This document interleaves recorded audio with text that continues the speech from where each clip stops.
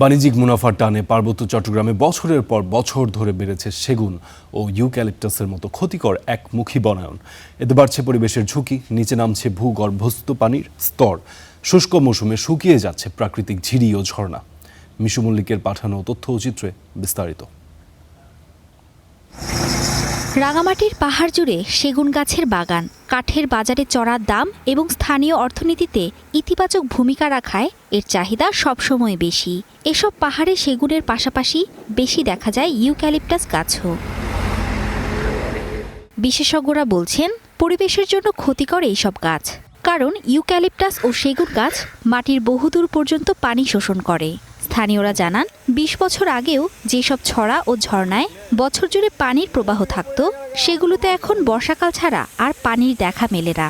বর্তমানে আমরা যেভাবে সেগুন বাগান করতেছি এটা অবশ্যই একটা বড় সমস্যা, কারণ সেগুন গাছের নিচে খুব একটা গাছপালা জন্মে না, অন্য গাছপালা সার্ভাইভ করতে পারে না।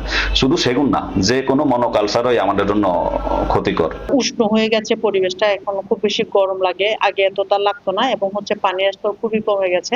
আগে যে পরিমাণ পানির প্রাচুর্যতা ছিল, এখন পানির সেরকম স্তর নেই বললে চলে। পার্বত্য চট্টগ্রামে সেগুন একটি রাজনৈতিক বনায়ন ছিল, এটা কখনো পরিবেশের জন্য উপযোগী কোনো বনায়ন ছিল না, এবং এটার যে নেতিবাচক প্রভাব পড়ছে এখানকার পরিবেশে তা আমরা নিজেরাই টের পাচ্ছি। ইউক্যালিপটাস বা সেগুনের বিকল্প হিসেবে পাহাড়ি পরিবেশ বান্ধব গাছ লাগানোর পরামর্শ কৃষি বিভাগের।